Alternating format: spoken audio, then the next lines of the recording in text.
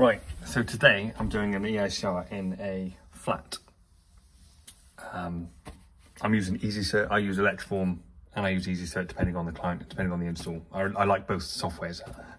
And so before I've even got my test kit out, I'm going through the inspection process, which basically means I go around the house, or the flat, sorry, looking at all the accessories, looking at the lights, inspecting them, dropping off some fuse connection units, having a look behind them. So before I've even got my test kit out, I'm doing all those kinds of things.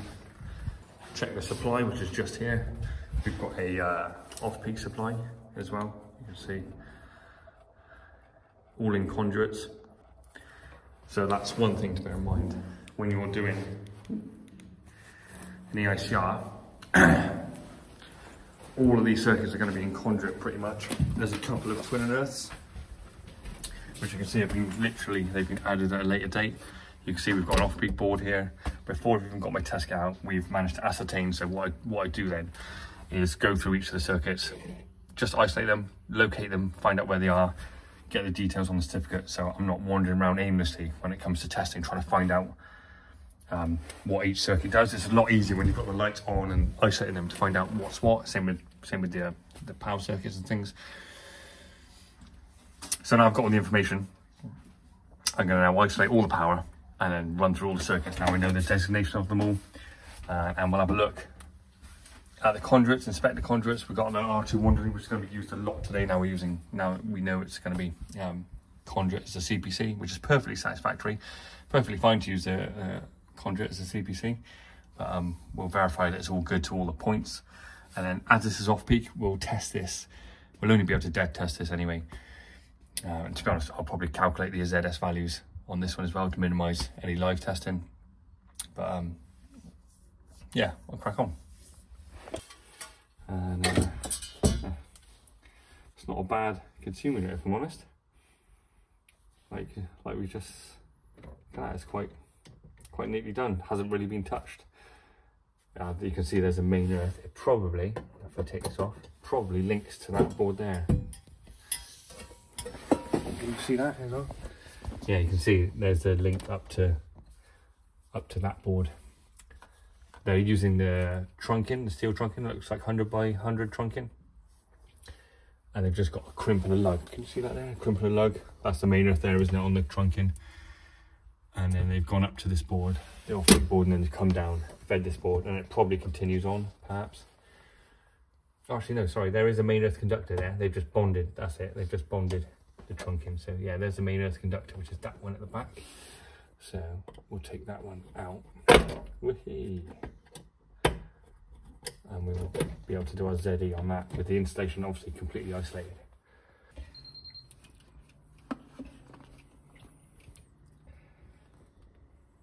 I better be really low.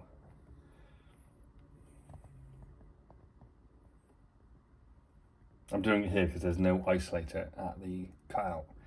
There you go, 0.09. 2.49 kA. That's pretty close actually. The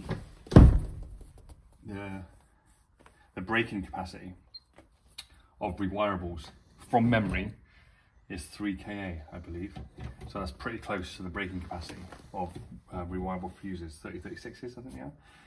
So yeah, I'll write that down.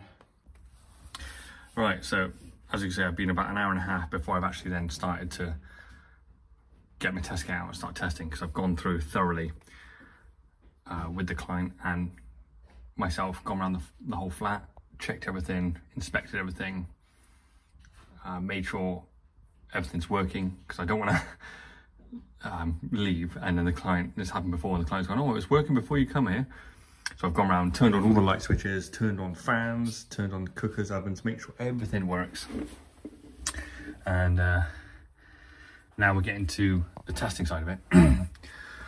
Obviously this is quite a clean install. It looks like no one's really messed about with it apart from whatever this is here, which we'll find out in a bit. But Conduit Earth is a perfectly good system. I believe in the guidance notes 8, earthing and bonding, it did mention, I think it's been removed in the latest edition, but the edition before said about testing conduits is you inspect if inspect it throughout its entirety, and joints and things like that, which that's what I'll try and do. There aren't many joints that are obviously visibly accessible to test or inspect and test, sorry. So what I'll end up doing is, obviously I can inspect this bit here, and I can inspect some of the switches, which we're going to drop off now. My colleague's just going to drop it off. But the Conduit system is a good system. I think now in the latest edition, it mentions about belt and braces approach. Designers now, even though they use Conduit, they'll still run in a separate CPC for circuits. So there's that to think about when you're testing boards. It's not just instantly unsatisfactory because there isn't a CPC there. I'm going to use my wander lead, put it on the bar here, and then go around to all the points and get myself an R2 reading. Obviously, I'd rather do an R1, R2 reading because it proves polarity at the same time. So what I'll probably do is one by one drop these off and put my QTech jump leads between the load terminal and the bar, and then we can at least R1, R2 it at the switches, sockets, cooker, etc., immersion heater.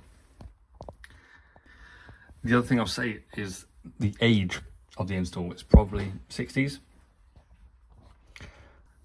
Life expectancy of cabling. Prysmians state 25 years, but it can last much longer. Obviously, there are a few factors that are involved that will change the longevity or the life expectancy of cabling, and that can be how much it's under load, if it's overloaded, if it's ever under any stresses. The environmental factors, if it's installed in a particular location, will affect its longevity. And workmanship is a big one. If we have poor workmanship over time, we've all seen it, you know, with junction box lashed in and poor install methods and stuff, can all affect its longevity. We've all seen it. However, if it's in good condition, and it all tests out all right, whilst, you know, initially if you look at an old board, you think, oh, it needs rewiring, it might just be, you know, making it more compliant and safer by putting in an RCPO consumer unit, but perhaps doesn't need a rewire. Obviously, I'll do some more testing to find out if the circuits are right and okay for continued use and service, but yeah, it's not an immediate rewire. Just a couple of things to bear in mind when you're testing, when you're doing EICR on properties that have Conduit or use a Conduit as an earthing system. It's very important to check the continuity and have a wander lead if you haven't got one, and go around all the accessories to make sure that there is continuity from this position to each final accessory or each final circuit. So I'll wander around now. You'll probably see me. I'm going to put my croc clip on there and wander around in R2 stuff, and I'll also on R2 stuff as well, just to prove it all. And then I'll calculate my ZS's. I've done my ZE now, and there's a few things I picked up on the inspection process. There's a couple of damaged sockets, and obviously a big one here is there's no RCD protection on anything. A couple of these are sockets as well, I've noticed, tracing these cables, these surface cables. So yeah, there's a few issues. Obviously a new consumer unit is definitely going to be one of my recommendations for sure. So yeah, things I also picked up on the inspection process. You can see here there's some thermal damage on the lighting fuses, where clearly it's obviously blown a few times. Things that I shall certainly note down on my certificate. And also when it comes to the ring final or the ring circuit, we have two rings here, two socket circuits. Obviously I can do the end-to-end line, I can do the end-to-end neutral. As you can see, there is no, you know, CPCs. They're using the Conduit. So here I will have I'll put my earth clamp or my clamp on my R2 on here, and I'll go around to each socket and put a pin, or use my on my socket tester, my plug adapter, or use my pin. And I'm going to drop a few sockets off anyway to inspect behind them, and that will be my R2 reading from the consumer unit to the final circuit accessory. Right, I've just done both the ring circuits. I'm doing the line and neutrals here, but they both come back absolutely bang on. 0.25 on line, 0.25 on neutrals, and on the other ring circuits 0.47 on line and 0.47 on neutrals. Absolutely bang on. I'll get my wander lead to do the R2 and go around from this point to all the sockets. And then I'll do a big global installation resistance at the end. Everything's unplugged, so I should, hopefully, if it's all good, it should all come back completely clear. And so the only thing I really recommend is a few little minor things out on some of the circuit accessories, but new consumer units basically. But it doesn't, just because it's old doesn't mean it's unsatisfactory or bad. That's the whole purpose of inspection and testing. So yeah, let me get a few more tests under my belt and I'll come back to you. Right, you can see quite a nice low reading. When you inspect, you can see I'm expecting as much of the conduit system as I can. You can see it all looks tight, like no one has messed about with it. This is a 60s flat in a big block. You can tell no one's messed about with it at all. Things like these heaters in the bathroom, very old. Strongly don't recommend using them anymore and replacing them. Tests out all right, but strongly recommend removing those lighter / heaters with the elements built in. I pulled off a bunch of sockets. You can see some of the original wallpaper there. It's all isolated and dead. The whole board's dead whilst we test everything. No point risking it. So yeah, isolate everything. Pulled all the units out to inspect the sockets.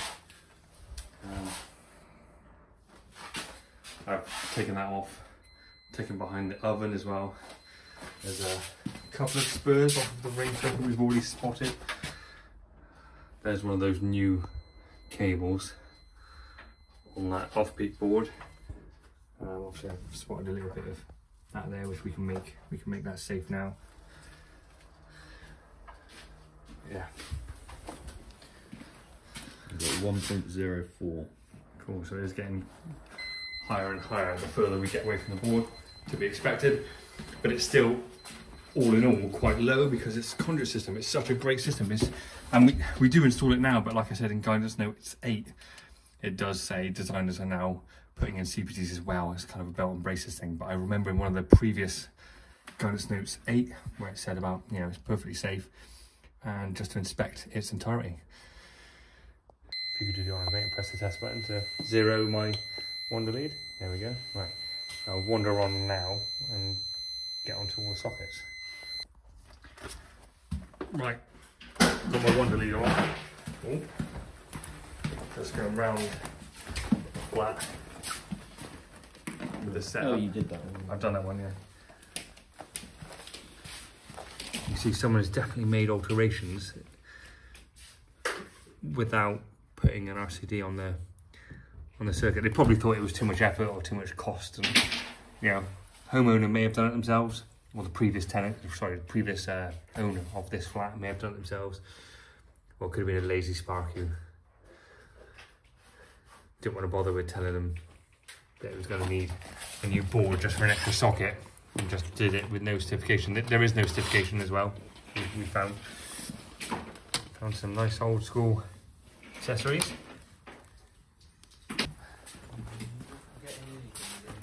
Again here, someone added sockets but didn't put any RCD protection on them. They've done all of these here, these 3. That was an existing one. The new owner has told me that the previous owner battened off this wall to insulate it. So there probably was a socket in the wall somewhere in conduit, and they've just, you know, extended the ring. I'm going to do the installation resistance testing, which is fantastic when you haven't got an RCD. You can do this method. You know, I don't know if some people call it global installation resistance testing. So what I'm going to do is put my crop clip on the earth bar. I'm going to go around to 250. Careful. Let's get on there properly. I'm going to press test and lock it on with one finger. There you go, it's locked on. And then I've got my probe on the other one, and I'm going to go round along each circuit, and I'll write down what I get on my test certificate. That's just auto-filled, so I'll change them now. So first circuit is the cooker. Let's have a look. So I'm just on the load.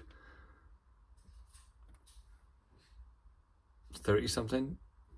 20, 35 something. I'll run down them and I'll type it in after, so just to show you. So 35. Next one is the sockets, 11 something.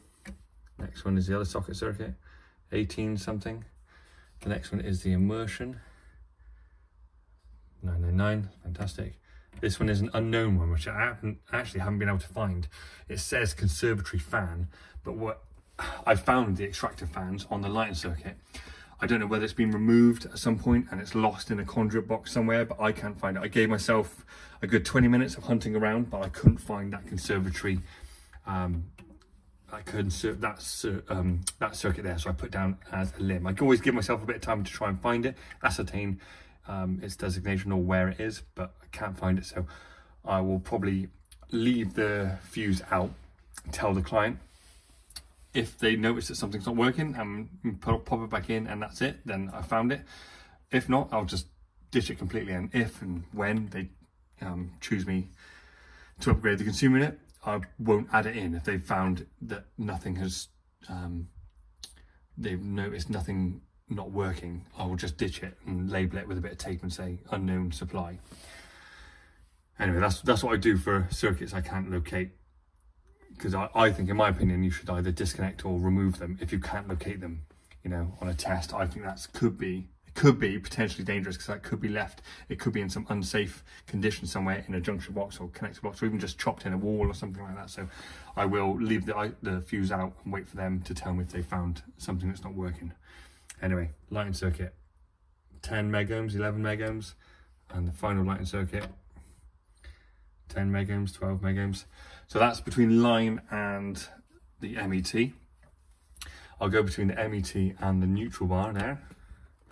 What have we got? 10 something, 12 megohms. So I'm very happy that if I put an RCD or an RCBO consumer in here, they're not going to trip. You can see that's well above the minimum required.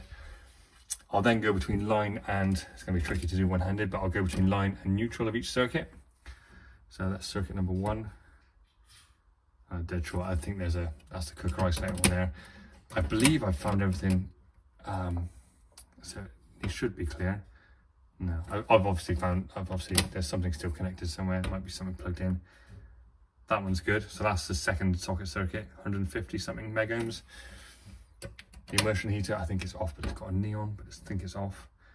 400 and 999, fantastic. This is the unknown one. I'll put the readings down. You know, there's something connected on it, isn't there? There's some kind of load there. Lighting circuit, it might say dead short because there's lots of lamps. They're still probably in, to be honest. And dead short as well, so.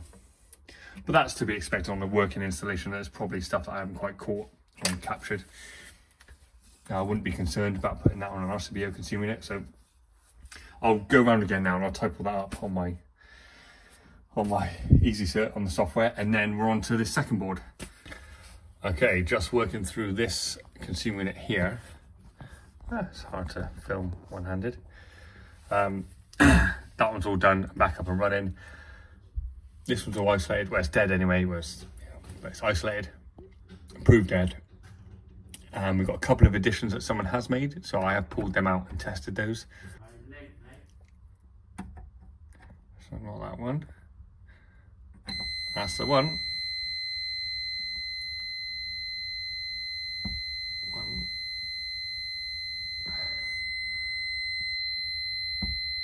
Okay, got it.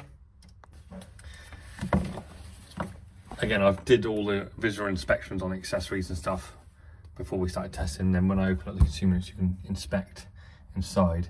You can just see someone's missed the bar there with one of the conductors. I can see that looks a little bit black and charred. I don't know. All right, so look, they're being summoned. So I think it's this circuit here. That's the one. Process of elimination. 2.2 to 250. Press test and lock it on. What is that on my hand?